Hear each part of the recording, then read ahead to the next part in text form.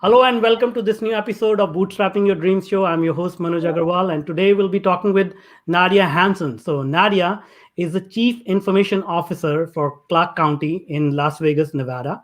Clark County is a $8 billion public enterprise, which is the nation's 11th largest county, providing extensive regional services to more than 2.4 million citizens and more than 45.6 million visitors a year. Nadia's portfolio also includes McCarran International Airport, the nation's ninth busiest airport, and University Medical Center, the state's largest public hospital. As the leader of the IT function at Clark County, Nadia is responsible for delivering all information technology needs to 10,000 employees across 140 locations. Nadia is directly responsible for the leadership and management of three counties' IT operations and program delivery. She also sits on the regional leadership team with the CEO, CFO, and CIO. In her role, Nadia participates in all RFPs across the regions, designing the technology solution components for those engagements and delivering the strategy proposal to the clients. Nadia has more than 20 years of experience leading and developing technology functions for large organizations and startups. Nadia serves as an advisory board member for several government tech organizations. Nadia ensures that the IT organization is reimagining citizen services by leading the way in platforms, cloud supported applications, digitizing business services, and data analytics. She led the land development system implementation, one of the largest technology projects in Clark County, automating dozens of manual processes, reining in counties' planning and permitting costs, coordinating across 12 business units. Prior to her role, Nadia has held many leadership and technology roles across casino gaming, IT consulting, and business intelligence verticals. Welcome, Nadia. Thank you. It's so nice to be here. Hi, everyone. Yeah, so nice to have you. And this is an amazing list of accomplishments. I would like to get into it and learn a little bit about your journey. How did you get here? Tell us a little bit about how you got into IT. I mean, that itself is a huge challenge being in IT as a female, because I'm in IT and I know how difficult it is. Yeah, happy to share. So I'll give a quick little background about where I came from. So we'll start there. Yeah. So I was raised in a multicultural, multilingual household in Karachi, Pakistan, and my family used to move a lot. So I happened to have the privilege of experiencing living in different countries before settling in Las Vegas in the US. So when I lived in Dubai, which is really like the New York of UAE. That's how I think of it. I noticed that the residents lived a very fast-paced life. And so the entire city was built around quick and accessible services.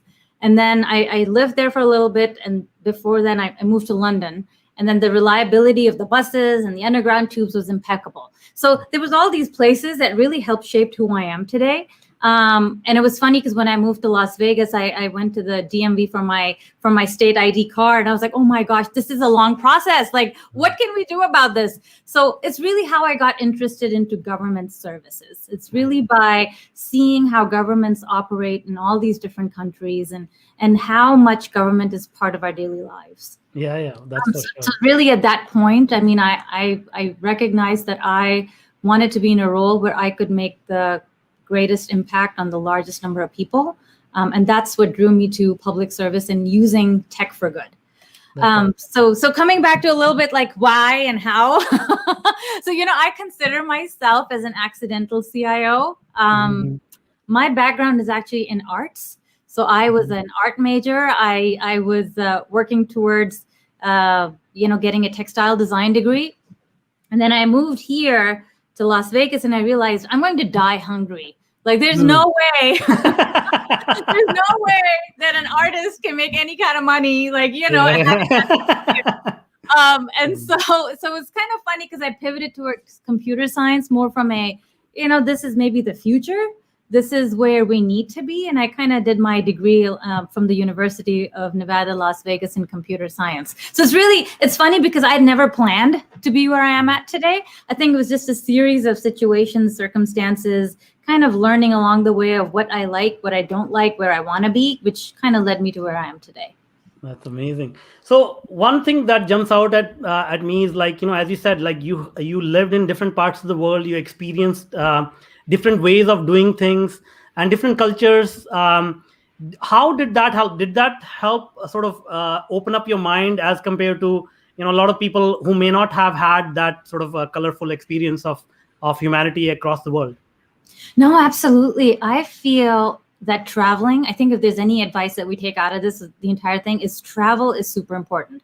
When things open up again and we're somewhat back normalish, honestly, travel opens up a whole new world. You get to meet different cultures. You get to see how people experience things. And you get to, if you ever have the opportunity, if you're a young student, please go out and do an exchange program in any other country other than the one that you're in, because it really allows you to grow on your mindset and to really learn kind of the different ways that people live and how you interact with people. Honestly, I feel like that really shaped who I am too and how I think about things. And, when people bring things up, like, I mean, I was in Karachi, Pakistan. It was a very, very tumultuous time when I was there. And, the way I think about things is like, am I being like held at gunpoint? That's a problem. If I'm not being held at gunpoint, that's a good day. Like, I'm alive, things are well, right? Yeah. So I have a different perspective on things. And I feel like that is what allows you to kind of learn about different cultures and really see what are, when we joke about first world problems and other problems, right? Some of the things you think about, it's like, there are people who are like starving for water and starving for food. And we're in a very fortunate time where we have access to all these different things in life. So it kind of helps bring that perspective into play. Absolutely. No, I second that for sure. I grew up in India, similar to Pakistan, and I've traveled extensively, and it opens up your mind to not only just sort of understand other people, but how to communicate with them. And as you said, like, different situations, you can have a better perspective. Like, one of the things I notice is a lot of people solve problems across the world in different ways. So if you get to learn how they're solving the problem, it actually works really well, where you can sort of just take that solution and implement in a different scenario, and things move along very quickly. So it's almost like plagiarizing other people's solutions. Isn't it? What's the saying? Imitation is the best form of flattery. If somebody's already done it, why do the rework? I think that's part of it. And just on the childhood stuff that we're talking about, I remember the day crystal clear. Like, I told my mom, I'm not going to be a doctor, I'm not going to be an engineer, and I'm not going to be a lawyer. Those are the three things. And I was like, I'm not going to be any of those. And can you imagine, like, coming from the part of the world that we're from, how disappointing that was. So it's just funny. Like, I go back and I think about my roots and think about, how the growth has happened. And it's funny. Those are some of the things I wanted to fix, right? And she always said, you're going to go work for government? Yeah, it's going to be great. Like, that's the place you want to be, because all the things that you roll your eyes about and you complain about, let's go fix it. Right? I mean, absolutely. So this is great. And I can relate to your comment about parents. Like, I had disappointed my parents as well. But things work out, if you follow your heart, things work out. So now let's talk about IT. So, technology obviously is scary to a lot of people, and they, I work with some executives and high level decision makers, and they haven't used a computer other than just browsing the internet and sending emails, and they are always scared. If I press the wrong button, something will happen. But it actually gives you enormous power as well to reach millions and millions of people and sort of help solve their problems. What is your take on how well we understand technology at different levels, especially at the higher level of decision making, in decision making roles? How well do the executives and decision makers understand the power of technology and how to utilize it properly to serve humanity? Yeah. So COVID has been a terrible human tragedy globally. Yeah. But perhaps the only silver lining that came out of it was the ability for us to adapt as Yeah. humans and using technology and having it be an enabler for us. So prior to COVID, it was almost like dragging a sandbag up a hill, right? You have so many different stakeholders at so many different levels. And as a technology department, your customer is everybody. Your customer is the internal customer. Your customer is the departments. Your customer might be all the external stakeholders, your constituents, your residents, pretty much anybody who touches the system, right? And I feel like there has been a major transformation that has taken place since COVID, because now I think there's an appetite to take risks. There's an appetite to there was no playbook for it. So everybody was just, you're trying to figure stuff out together as a community, as a nation. And I think that has really helped drive a lot of the success with using technology, right? So, did we ever think that the way we work, the way we live, the way we interact is going to change so dramatically? Like for those of us with kids, did we ever think that the traditional school or university setting would become 100% virtual, right? And that we as humans, we'll just adapt to it because that's what we're given. We don't have a choice, and that goes for telehealth, that goes for telework, that goes for virtual courts, that goes for virtual meetings, that goes for virtual weddings. We've been having weddings online where you have and you have 3 Zoom meetings happening. So really the reshaping and rethinking the way that we conduct business has really been enabled now since COVID. So I think I wanted to bring that into play because prior to that, I think if you asked me that question pre-March of 2020, my answer would have been completely different. But we're at a very critical point now in transformation where we need to leverage all the learnings that we've had, and there's no reason for us to go completely back. I think there's like a balance to things. It's like, we've proved a few things that worked. We failed along the way, but that was a learning. And now there's an opportunity for us to innovate. And how do we continue pushing forward? Yeah, no, that's well said. And I do completely agree. I think I always say, decades of digitization efforts were compressed into like 3 weeks.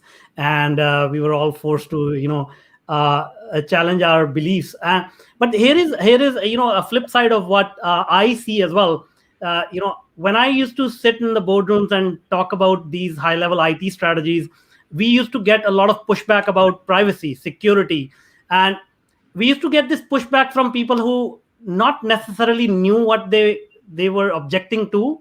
They just knew that this is an area that is of concern. And there was a lot of resistance to understand that area. What does privacy mean? What does security mean? Because, one of the examples that I give is a lot of people who were opposed to doing these things online, they were happy to plug in their laptop into the free Wi-Fi at Starbucks or the airport, not understanding that is the biggest security risk to what they are trying to do. So I think those belief systems, those resistance sort of came down because of the urgency. And I hope in the long term, we recognize that when we face resistance, it's basically just a belief that somebody's not letting go. Is that what do you say to that? I think somewhat. I agree with you, Manoj. And I also there's like a component of awareness and education, right? So if we come in with saying, you have to do this, that's a completely different conversation than let me show you and co-create the solution with you, right? Yeah. We're not doing this to you. We're doing it with you. And it's a completely different conversation. So I think kind of bringing these different stakeholders and having a constant conversation with them and not just making it where I'm going to do this to you. Otherwise, you know what, you're not going to have anything. And those conversations just don't work. That was just legacy mindset. and those conversations always die. So I think it's really trying to bring everybody on board with you. And there's a big awareness component of it.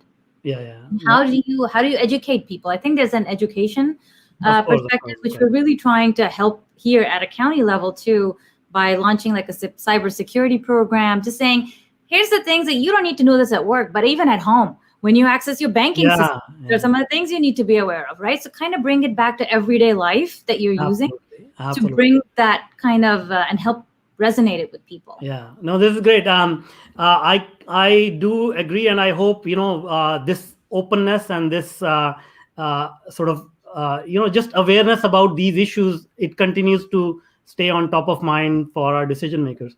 Shifting gears a little bit now, I also know that you are also an entrepreneur besides being a public service in public service. So tell us a little bit about that experience. How did you start that venture, and what prompted you to get into entrepreneurship? Yeah. So, I mentioned earlier, I've been always attracted to public service. Mhm. And I realized at one point when I really disappointed my mother about being a software developer, she's like, this is what you really want to do. We're an entrepreneurial family. Why wouldn't you want to start your own business? And so there was a little bit of pressure on that. And then I finally figured, well, I have nothing to lose, right? I was still pretty young. I was like, I have options. If this doesn't work out, I'm going to go back into the job space. And so I really felt strongly about starting my own consulting company, but it was really geared towards helping public sector. And it was kind of taking everything that I learned. I started my career in a tech startup, and really the foundational things, which was, no job is too big or too small. So if you want to do it, give it 110% and just go for it. And I really felt like that sort of helped in my entrepreneurial journey, which was really trying to figure out what is it that I want to do, what would make the greatest impact on people. And it really gravitated me towards public service the entire time. That's awesome. That's great. So naturally, my next follow-up question is like, what are the biggest sort of contrasting things you experienced or found between being an entrepreneur and being in public service? I love that question. I'm smiling because this is like one of the talks that I give all the time. And it's about having an entrepreneurial mindset in government. So essentially the difference between a startup and government, there's only a few things. We're both very customer obsessed, right? We both want to be as nimble as possible. And we both kind of look at risks and see what we can do to mitigate them, right? So there's some similarities, there's some differences. The public sector, obviously very heavily policies, legislation, regulation heavy. But I think the biggest difference is the ability to be agile or nimble. And I think, what does that mean from a culture standpoint? What does that mean from a leadership standpoint? And what does that mean from your workforce standpoint? I think that's probably the biggest difference, because you're going through so many channels. You have so many different levels that you go through. Startups are kind of like, entrepreneur journey. You can flatten it out because you run the show. Yeah. But I think when you're in a government organization, you have to go through the levels of hierarchy because it's just set up in that way. So I think, how can you bring that mindset, though, to continue thinking about failing forward? I think that's one of the big things, where startups take the risks and they're like, let me just fail quickly and then pivot and move forward. In public sector, that's a big risk, because if you fail, you're failing very publicly and it's very visible. So how do you kind of find that balance? I think that's a little bit tricky, and we constantly try to get better at it. That's amazing. Yeah, that's a very good point. Like, failing publicly is something that people don't want to do, but maybe if it becomes a little bit normal and people, it doesn't get punished that heavily, maybe the people will be more open to taking risk. Or maybe I can just say, according to your career and your experience, giving an opportunity for everyone to actually run their own business before they join public service may be another way to encourage that. I highly recommend for anybody who's student, undergrads, graduates, I would highly recommend going and working in a startup. It doesn't have to be a tech startup. It just needs to be a startup. Yeah. And really what that teaches you is you're going to be wearing multiple hats. So you're going to be thinking about, I was hired as an IT person, but now I have to do branding. I have to do marketing. I have to do sales. I have to do all of these different roles that I wasn't hired for. But it's okay, because you get to learn at that point. And I really feel that that's foundational to whatever you do in your life. Yeah, no, that's very good advice. So travel and join a startup. So, that's the now let's talk about how do you manage this behemoth? Like, you have a huge responsibility, and obviously there's never enough resources, there's never enough time, there's never enough people. So how do you prioritize? Where do the resources go, given you have so many different priorities to take care of? Yeah, so one of the first things that we've done here at Clark County, we recently published a technology roadmap. And really that roadmap aligns to what are the county's goals, right? So the county's goals have to do with digital engagement. How can we be more proactive with our residents and with our constituents? It has to do with employee engagement. How do we build leaders from within? And it has to do with building strategic partnerships to build an innovation ecosystem, right? So now that we have like a framework, that this is like our big objectives, everything that we go falls under that. So anything that we look into priorities, how can we prioritize, our data analytics program? Which bucket does it fall into? So I feel like you need to have a very a public-facing roadmap where you can bring the mission and vision and all of those people along with you, and then you prioritize accordingly based on how that falls into your goals and objectives. So I think it's kind of like a two-step approach, and without that, you don't really have a plan. Yeah. If you don't know where you're headed, then any path will do. But I think in this case, you kind of need a path. Yeah, for sure. And that's a very good advice, sort of think before you leap. But then again, my follow-up will be, how do you handle the contingency, especially like big crisis moments like March 2020? We can have all the plans laid out, but they go out for a toss when something like this happens. So how do you handle a situation like that? So it's funny, and I was talking to my team about this in a different debriefing exercise, but we were talking about we're so good at crisis management. I call this crisis management because it's all hands on deck. Everybody comes forward. They're like, you know what? We're going to make sure that we get to whatever we need to. Because I think that's just part of who we are as technologists. We all want to fix things, right? But I think the bigger question is, how can we be better prepared? So for instance, with the pandemic, we were very fortunate that we were already on this mobility, automation sort of priority. That was part of what we were doing, having a mobile workforce. And so we were agile enough to purchase devices and have laptops and kind of be ready for it. There's a lot of organizations that weren't. So I think coming back to your question, there won't be an answer for everything. There won't be a plan for everything. But how we address it as a team, and I think that has to do with leadership. We're staying calm. We're going through the motions and saying, okay, what are the different risks associated with it? And kind of weighing the pros and cons for everything. It really helps align us towards, okay, we are making calculated decisions. And if it ends up being a mistake, it was a savvy mistake. It was not a sloppy misstep, right? A sloppy misstep is when you just don't make any calculated decisions. You're going off of no facts and you're just doing something. So I think it's really coming back to, okay, have we thought of everything that we possibly can? There's a lot of subject matter experts here, right? My team is fantastic. I always talk about my team first because they're the ones who are the driving force. I just happen to be here, the talking person, but really they're the ones who are the doers in the organization. So it's really important to get feedback from people and say, well, what do you think? How best can we approach it? And I think that feedback loop is really important in times of crisis. That's for sure. And that speaks to your leadership style and that's rare. So that's great. Now let me ask a follow-up question on that. How do you cultivate that culture? How do you build a team? Just finding good people is challenge enough. Then it is how do you motivate them? How do you retain them? How do you give them the freedom to sort of express their own ideas? And then there's communication, internal communication, external communication. How do you put all that together to build a comprehensive sort of a environment for a flourishing team who can execute at that level?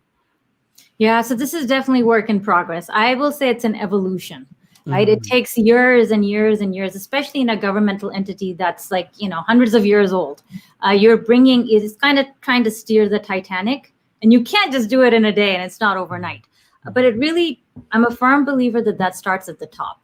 So I've been very fortunate. Our CEO and my boss, the CEO, they're super they're very open to ideas. They're very communicative, and I can go back with them and kind of have an open conversation. And I feel like I've been trying to do that with my teams as well. So since the pandemic, one of the best things that could have happened to us is the communication. We meet every day. We do like a quick daily stand-up, 15 minutes. What's happening? How are you feeling? That's the first question. Let's talk about us first before we dive into everything else that's happening, and kind of just get a temperature check. And since then, that's been flowing down to the rest of the teams. So having an open door policy, but now it's a virtual open door, having that freedom to be able to, speak with your leaders. I try to do virtual office hours with the team where once a month we just, come and hang out and ask any questions or just chat about where we're headed. But it's really having that open communication sort of forum makes a difference. Now you got to remember, so you mentioned Clark County, McCarran, UMC. So those are all under the county umbrella, but they're not directly under the IT purview. They have their own IT teams. Sure. We have decentralized of course. Across. But really part of that is having leadership who supports you and you being the leader yourself. I mean, I started the trenches here. So I was a programmer at the county 15 years ago when I started my career. And honestly, everything that I've learned going from that is like, how can I have access to people who I can talk to? So it's really providing that accessibility, but it takes time. Like I mentioned, this is not overnight.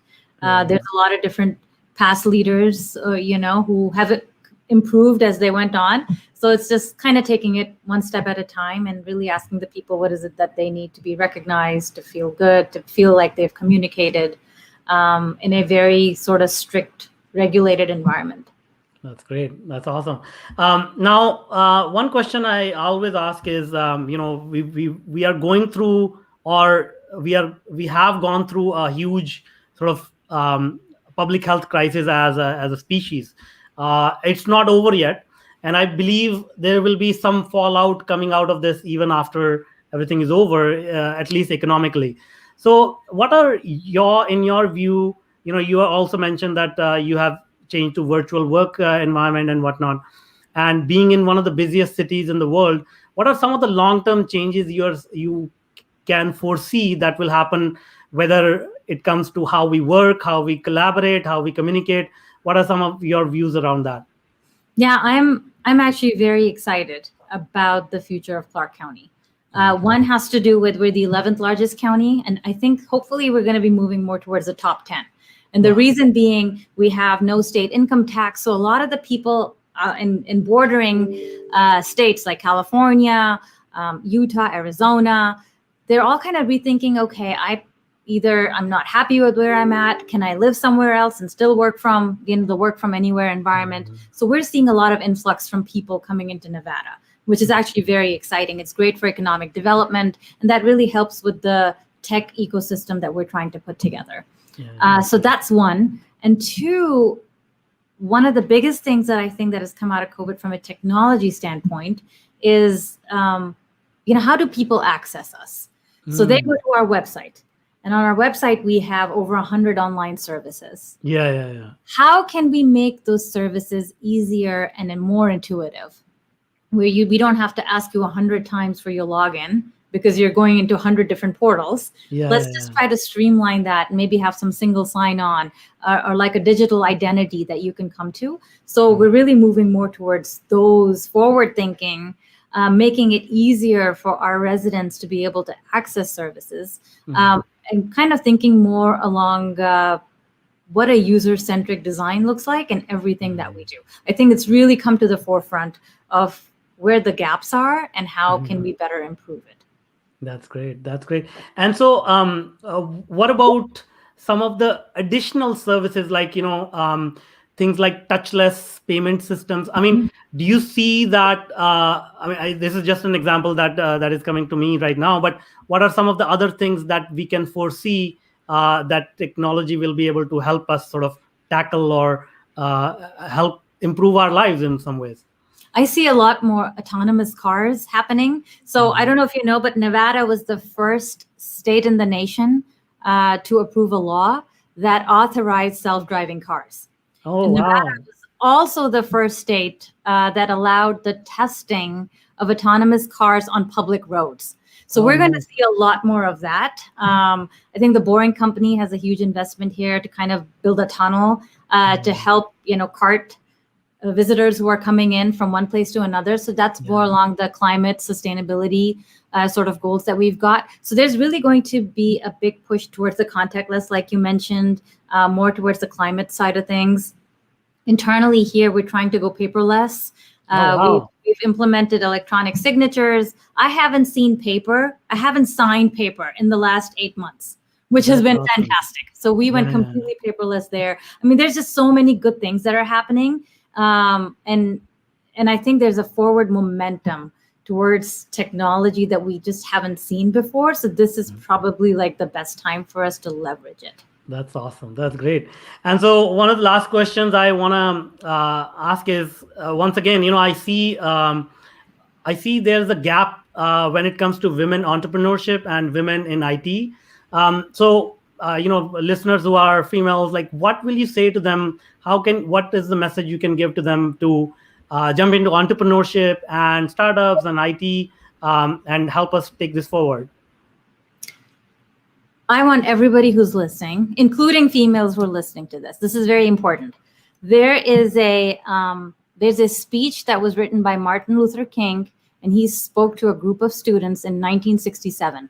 It's called "My Life as a Blueprint." All you have to do is Google it, and it'll come up. And it's a very short, like less than a page speech that he gave. And I printed it, and I have it at my desk, and I read it every day, and I show it to my daughters as well. So there's amazing key takeaways in it, but the ones I want to talk about is, don't allow anybody to make you feel that you're nobody.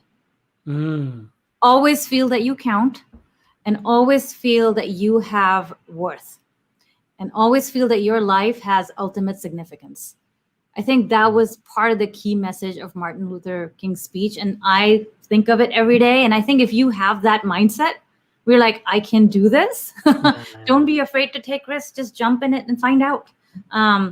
You're early on in your careers or lives, where you have the leverage, you have the time, you have the bandwidth to try new things. And I think don't be afraid to try it out.